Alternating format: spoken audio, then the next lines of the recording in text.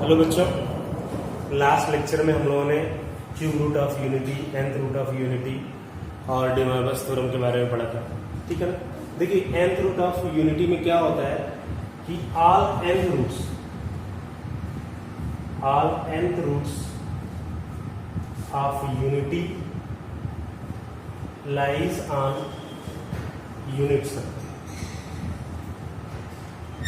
यानी unit circle पे सभी रूट्स क्या कहाँ पे लाई करते हैं बेटा? यूनिट सर्कल पे लाई करते हैं। ठीक है ना। अब जैसे मान लीजिए हमने ले लिया z is equal to 1 to the power 1/3।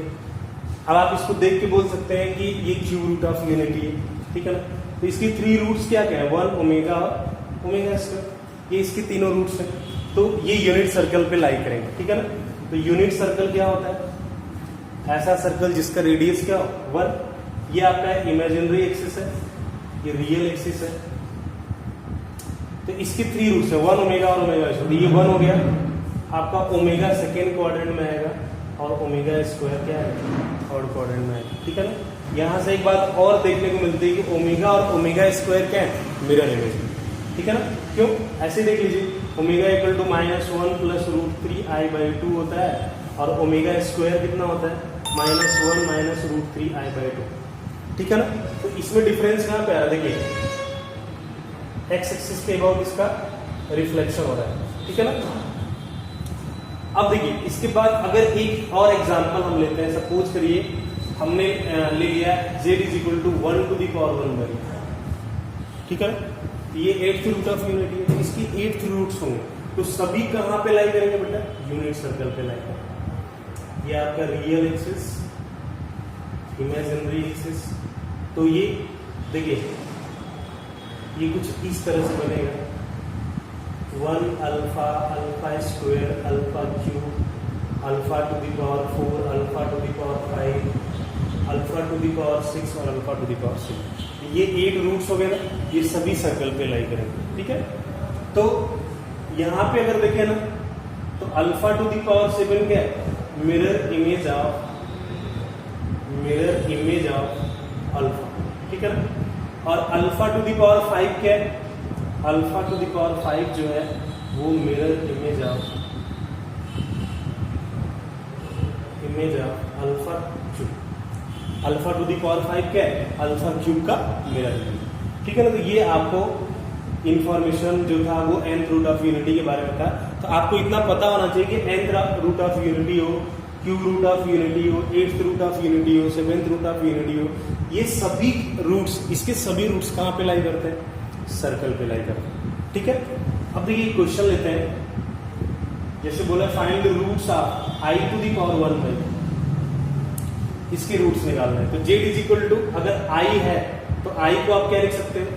cos π/2 plus i sin π/2 और टोटल के पावर कितना हो जाएगा? 1/3। इसको कैसे लिखते हैं? इसको जनरल सॉल्यूशन के फॉर्म में लिखते हैं।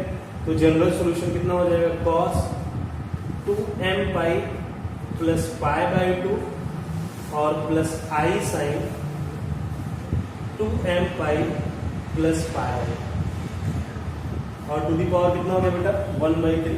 इसको सॉल्व करेंगे तो क्या है? cos 2m π/3 प्लस π/6 और plus i sin 2m π/3 plus π/6। अब इसके रूट्स निकालने हैं। 1/3 3 पावर में है ना, तो इसकी जगह पे आप क्या रखेंगे? n की वैल्यू एक बार 0 रखेंगे, 1 रखेंगे और 2 रखेंगे। तो आपको आपके तीनों रूट्स क्या हो जाएंगे? मिल जाएंगे। ठीक है। ये आपका ये क्वेश्चन का आंसर यहीं से मिल जाएगा। आप एक बार 0 रखना, एक बार 1 रखना और एक बार 2 रखना, तो आपको इस क्वेश्चन का आंसर मिल जाएगा। ठीक है ना। अब नेक्स्ट टॉपिक हम लोग पढ़ते हैं geometry of complex number, geometry with complex number. ठीक है ना। इसमें सबसे पहले हम लोग पढ़ते हैं डिस्टेंस फार्मूला। डिस्टेंस फार्मूला देखिए, अगर आपको वेक्टर का नॉलेज है तो फिर इसे समझने में दिक्कत नहीं आएगी। देखिए जैसे मान लीजिए हमारे 2 पॉइंट हमने ले लिए A और B, और ये पॉइंट आपका Z1 है और ये पॉइंट है Z2। अगर हमको इसके बीच का डिस्टेंस निकालना तो क्या होगा बेटा, AB is equal to mod of Z1 minus Z2। AB का डिस्टेंस हो गया। सपोज करिए Z1 is equal to x1 plus IY1 और Z2 is equal to x2 plus IY2। ठीक है ना, Z1 x1 प्लस IY1 और Z2 क्या x2 प्लस IY2। तो ये क्या हो जाएगा, mod of x1 plus IY1 minus x2 plus IY2। ये हो जाएगा आपका mod of x1 minus x2 plus IY1 minus y। अब मॉड ऑफ z निकालने का तरीका आपको पता है, रियल पार्ट का स्क्वायर प्लस इमेजिनरी पार्ट का स्क्वायर। तो इसका डिस्टेंस हो गया x1 माइनस x2 का होल स्क्वायर और प्लस y1 माइनस y2 का होल स्क्वायर। तो आप इस तरह से भी डिस्टेंस निकाल सकते हैं और इसको x1 प्लस IY2 के फॉर्म में दिया हुआ है, तो इस तरह से भी आप डिस्टेंस पॉइंट के फॉर्म में लिख के भी डिस्टेंस निकाल सकते हैं और आप डायरेक्ट भी डिस्टेंस निकाल सकते हैं। ये क्या हो जाएगा आपका x1 y1 और ये आपका हो जाएगा x2 y2। ठीक है ना, यहां से डिस्टेंस फार्मूला लगा के तब भी आपका आंसर सेम आने वाला है। ठीक है, बात समझ में आ गई, नोट करिए इसको।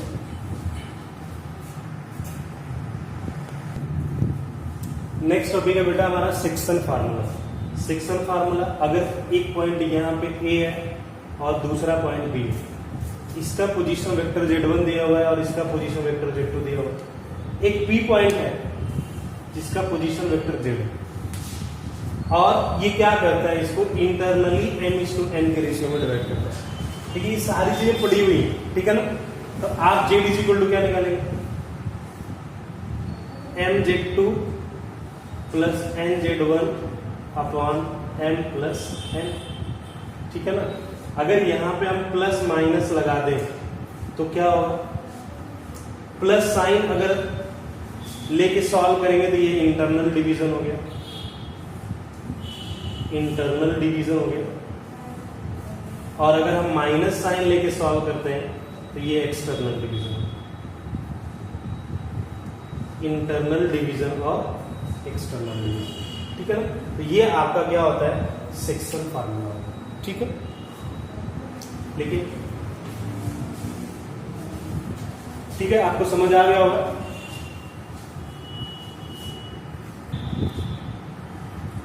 ठीक है बेटा, ज्योमेट्री विद कॉम्प्लेक्स नंबर में अभी हम लोगों ने सेक्शन फार्मूला पढ़ा। देखिए इसमें क्या है कि अगर एक्यूट एंगल ट्रायंगल में जो आर्थो सेंटर, सेंट्रोइड और सर्कम सेंटर क्या होते हैं, कोलिनियर होते हैं, यानी आर्थो सेंटर, सेंट्रोइड और सर्कम सेंटर 2:1 रेशियो में डिवाइड किया गया। ठीक है, अगर कोई ट्रायंगल दिया गया है जिसका वर्टेक्स Z1, Z2 और Z3 हो, तो इसका जो सेंट्रोइड होता है वो क्या होता है, Z1 plus Z2 plus Z3/3। ठीक है ना, देखिए ये मोस्ट इंपॉर्टेंट है, इसमें कभी कभी क्वेश्चन में यूज करने के लिए आता है लेकिन हम समझ नहीं पाते। तो ये ध्यान रखिएगा, अगर किसी भी ट्रायंगल का सर्कम सेंटर ओरिजिन, आप समझिए ट्रायंगल का कोई ट्रायंगल दिया हुआ है जिसका सर्कम सेंटर क्या है, ओरिजिन पे है, तो इसका मतलब जो उसका आर्थो सेंटर होगा वो उसके तीनों वर्टिसेस के सम के इक्वल होगा। बात समझ में आ रही है, किसी भी ट्रायंगल के का सर्कम सेंटर अगर ओरिजिन है यानी 0,0, सर्कम सेंटर का कोऑर्डिनेट क्या है 0,0, तो फिर उस केस में उसके आर्थो सेंटर का कोऑर्डिनेट क्या होगा, Z1 plus Z2 plus Z3। ठीक है, इतनी बात आपको समझ में आ गई। नेक्स्ट टॉपिक है आपका एरिया ऑफ ट्रायंगल। ठीक है ना, एरिया ऑफ ट्रायंगल क्या होता है, देखिए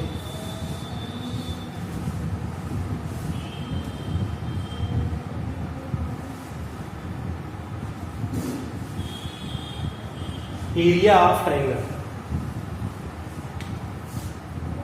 area of triangle, complex number में एरिया ऑफ ट्रायंगल क्या होता है। देखिए ये आपका ट्रायंगल है, ठीक है, ABC और इसके पोजीशन वेक्टर है Z1, Z2 और Z3।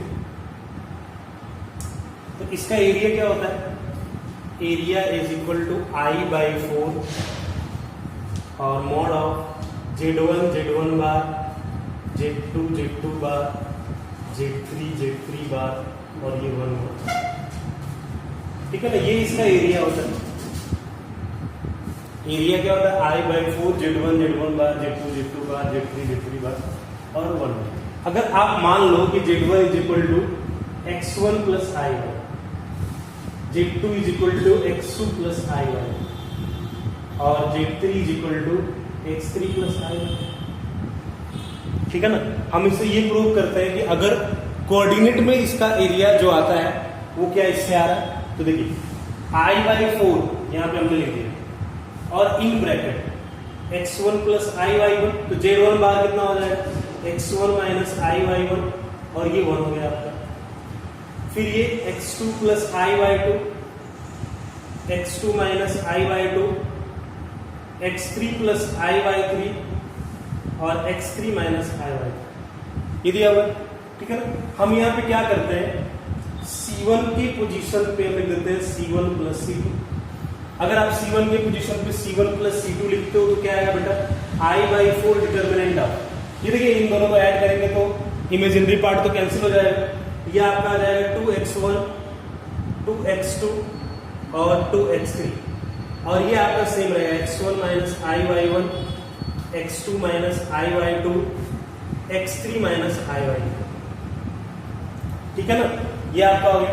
यहां से 2 आप कॉमन ले लो और एक 2 कैंसिल हो जाएगा, तो ये क्या बचेगा, ये बचेगा आपका I/2 मॉड ऑफ, देखिए x1 x2 x3 x1 minus I/1, x2 minus I/2, x3 minus I/3।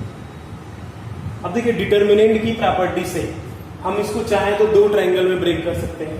तो पहला ट्रायंगल आपका क्या बनेगा, x1 x2 x3 x1 x2 x3 1 1 1। तो क्या होगा, डिटर्मिनेंट में उसकी प्रॉपर्टी क्या बोलती है कि अगर किसी भी डिटर्मिनेंट के 2 कॉलम आइडेंटिकल है तो उस डिटर्मिनेंट की वैल्यू क्या होती है, 0। इसका मतलब जो पहला हम ट्रायंगल बनाएंगे, पहला डिटर्मिनेंट बनाएंगे, उसकी वैल्यू क्या आ गई, 0। सेकेंड वाला क्या बनेगा, तो 0 प्लस I/2, ये क्या बनेगा बेटा, x1 x2 x3 और minus I/1 minus I/2 minus I/3 और ये आपका 1 1 1। ठीक है ना, तो यहां से जब आप सॉल्व करोगे तो देखिए इसमें से I माइनस I कॉमन मिलेगा तो बाहर जाएगा तो माइनस I²। ठीक है ना, तो माइनस I² क्या हो गया, +1। ये आ गया आपका 1/2 x1 x2 x3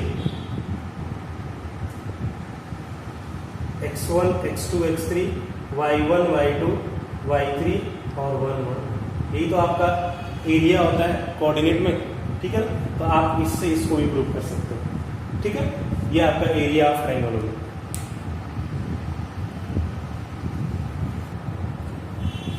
देखिए equation for collinearity of 3 points. ठीक है ना, अगर 3 पॉइंट कोलिनियर है तो सिंपल सी बात है, एरिया क्या होगी बेटा, 0 होगी। तो कोलिनियरिटी के लिए कंडीशन क्या है, Z1 Z1 bar, Z2 Z2 bar and Z3 bar is equal to क्या होगा, 0। या आपकी कोलिनियरिटी के लिए क्या होगा, कंडीशन होगा। ठीक है ना, नेक्स्ट है हमारा, अगर 2 पॉइंट दिए गए तो 2 पॉइंट फॉर्म में इक्वेशन क्या होगा, इक्वेशन ऑफ लाइन। ठीक है ना, equation of line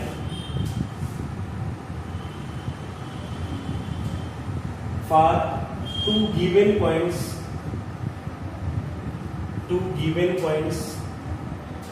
Z1 and Z2। अगर 2 गिवन पॉइंट्स दिए गए तो इसके लिए लाइन का इक्वेशन क्या होगा, तो लाइन का इक्वेशन क्या होगा, सेम इक्वेशन होगा, Z1 बार, सॉरी Z बार, Z1 बार और Z2 बार इक्वल टू 0। ये क्या हो गया, डिटर्मिनेंट फॉर्म में लाइन का इक्वेशन। अगर आप इसको सॉल्व करते हैं तो आपको लाइन का स्टैंडर्ड इक्वेशन मिलेगा। कैसे, अगर हम यहाँ पे Z लेते हैं तो क्या आएगा बेटा, ये आ जाएगा आपका Z1 बार माइनस Z2 बार, प्लस माइनस Z बार लेते हैं तो ये आपका आ जाएगा Z1 माइनस Z2 और +1 अगर लेते हैं तो ये आ जाएगा आपका Z1 Z2 बार और minus Z2 Z1 equal to कितना 0। और अगर आप ध्यान से देखें तो ये वाला पार्ट क्या होता है इमेजिनरी, ठीक है, इमेजिनरी पार्ट, ठीक है ना।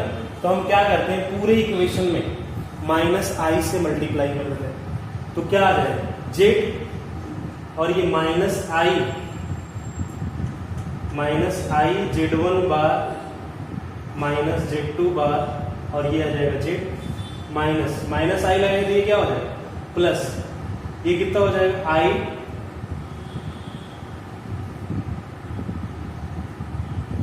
Z1 माइनस Z2 जेड बार और यहाँ पे हो जाएगा माइनस आई Z1 Z2 बार और minus Z2 Z1 equal to 0 आ गया। अब ये पार्ट रियल हो गया। आपको ध्यान रखना है किसी भी स्ट्रेट लाइन का ये कांस्टेंट का पोजीशन क्या होना चाहिए, रियल होना चाहिए। अगर रियल नहीं है तो आप आई से मल्टीप्लाई करके उसको रियल बनाओ। क्लियर? तो देखिए अगर हम ये मान लें कि a is equal to i Z1 minus Z2 तो a बार कितना हो जाएगा, a बार हो जाएगा माइनस आई Z1 बार माइनस Z2 बार और b कितना हो जाएगा बेटा माइनस आई Z1 Z2 बार और माइनस Z2 Z1 बार। तो अगर हम इसको इनकी पोजीशन पे हम इनको रिप्लेस करें तो ये एक स्टैंडर्ड इक्वेशन बनेगा। क्या बनेगा आपका स्टैंडर्ड इक्वेशन, ये बनेगा a bar z plus a z bar plus b is equal to 0। That is the standard equation of line. ये क्या है, ये कॉम्प्लेक्स जेड की फॉर्म में लाइन का स्टैंडर्ड इक्वेशन। ये भी करेक्ट है, आप इस तरह से भी लगा सकते हो और इस तरह से भी लगा सकते हो। ये एक स्टैंडर्ड फॉर्म है, ठीक है ना, लाइन का। ठीक है,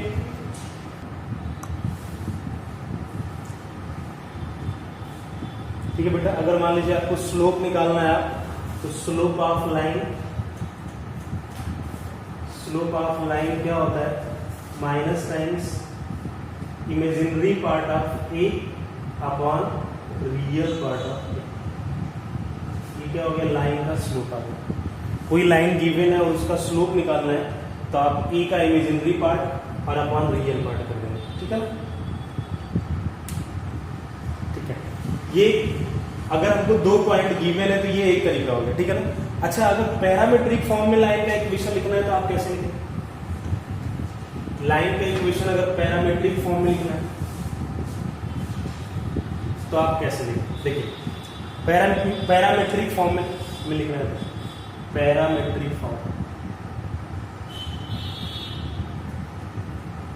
फॉर्म में लाइन का इक्वेशन, जैसे ये लाइन है, ये पॉइंट ए है और एक पॉइंट दिया है मान लीजिए आपका बी, ये Z1 Z2 से पास कर रही है लाइन और ये P पॉइंट जी वेरिएबल पर।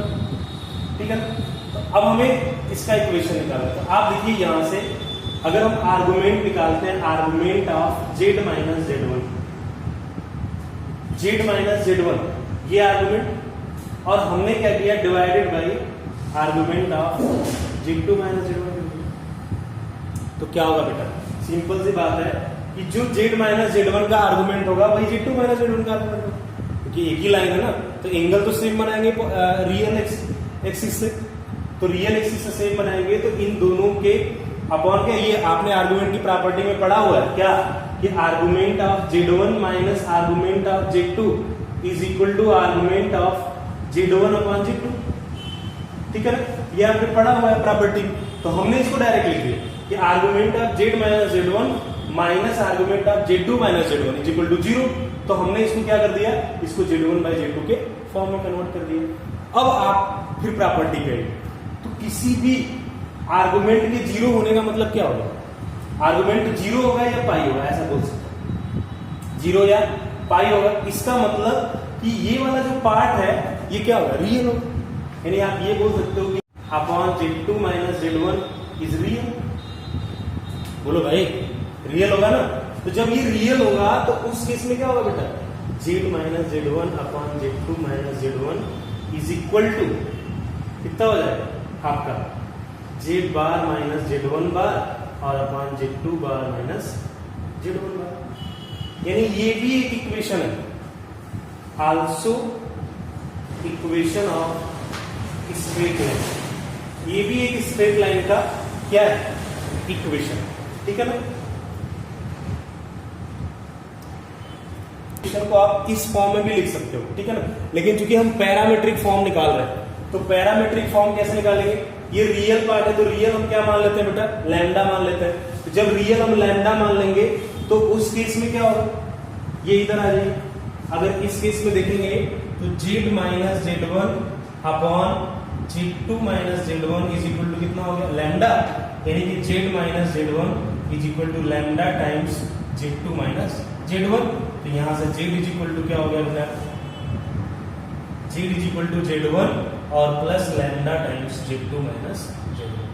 That is the equation of line in parametric form. तो देखिए ये लाइन का इक्वेशन पैरामीट्रिक फॉर्म में है, ये भी लाइन का इक्वेशन है, आप ध्यान दीजिएगा, ये भी लाइन का इक्वेशन है अगर 2 पॉइंट गिवन हो तो, और इसके पहले जो हमने डिटरमिनेंट फॉर्म में पढ़ा वो भी लाइन का इक्वेशन है अगर 2 पॉइंट गिवन है तो। क्लियर है, ये तीनों क्या है, हमने 3 तरीके बताया आपको लाइन का इक्वेशन निकालने के। कब, जब कोई भी लाइन 2 पॉइंट से पास कर रही है, z1 और z2 से पास करता है, ठीक है, नोट करिए। क्वेश्चन दिया है कि find the equation of straight line passes through the point this and this. ये आपका z1 हो गया और ये आपका z2 हो गया। तो हमने लाइन का इक्वेशन क्या पढ़ा है, z बार, z1 बार और z2 बार, और ये 1 1 1 इक्वल टू कितना है 0। यहाँ से सॉल्व करेंगे z, ये 1 माइनस आई और -2 प्लस आई, देखो 1 माइनस आई और -2 प्लस आई, ठीक है ना, माइनस क्या हो जाएगा z बार 2 माइनस आई, z बार लेंगे तो क्या आ जाएगा आपका 1 प्लस आई और -2 प्लस आई, और प्लस अगर 1 लेंगे आप तो क्या आ जाएगा 1 प्लस आई इंटू 2 माइनस आई माइनस 1 माइनस आई और 2 प्लस आई इक्वल टू कितना हो जाएगा आपका 0, ठीक है ना। तो ये आपका z, और ये देखिए माइनस आई और ये प्लस आई कैंसिल हो जाएगा, तो कितना आ जाएगा ये -1 माइनस z बार, यहां से देखिए आई कैंसिल हो गया और आपका कितना बचा प्लस z बार हो जाएगा, ठीक है ना, माइनस z बार था तो ये क्या हो जाएगा प्लस z बार, और इसका मल्टीप्लाई करो, देखो यहाँ 2 प्लस 2 आई माइनस आई प्लस 1 हो जाएगा, और माइनस इसका मल्टीप्लाई करेंगे 2 माइनस 2 आई प्लस आई और माइनस आई स्क्वायर, ठीक है ना। ये आपका आ जाएगा कितना 3 प्लस आई और माइनस इधर मल्टीप्लाई करेंगे तो कितना आ जाएगा, ये +1 हो गया, ये माइनस आई 1 माइनस आई, ठीक है ना। यहां से देखो 3 माइनस 1,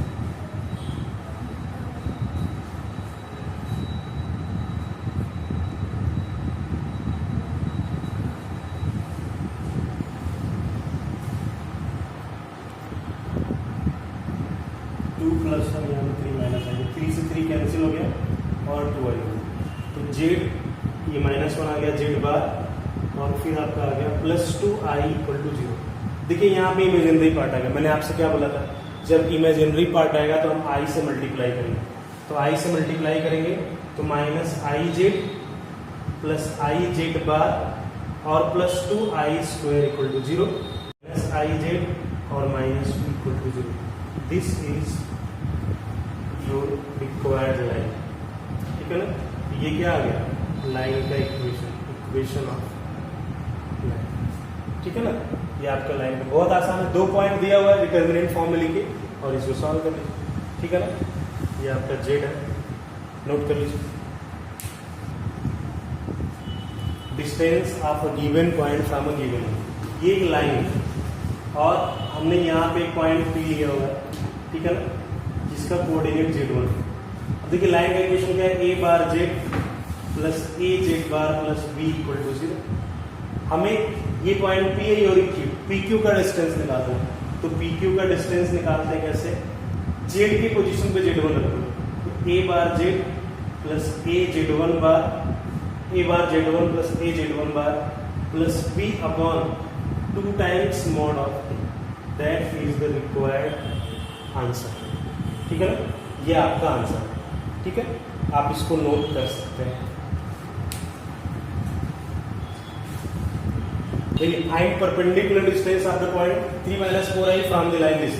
तो आपको कुछ नहीं करना है, ये लाइन का इक्वेशन दिया हुआ है, जेड बार जहां पे वहां पे 3 + 4i रख दीजिए, और जहां पे जेड दिया हुआ है वहां पे 3 - 4i। तो कितना आ जाएगा बेटा, पी क्यू का डिस्टेंस मॉड ऑफ, क्या लिखेंगे आप, 1 + i और इंटू जेड बार है तो 3 + 4i और प्लस 1 - i, और जेड की पोजीशन पे 3 - 4i प्लस 5 और divided by 2 times mod of A. ठीक है ना, तो ए क्या है, 1 + i है, तो इसका मॉड कितना हो जाएगा, √2। ठीक है, इसको सॉल्व कर लीजिए, आपको आंसर मिल जाएगा। ठीक है ना।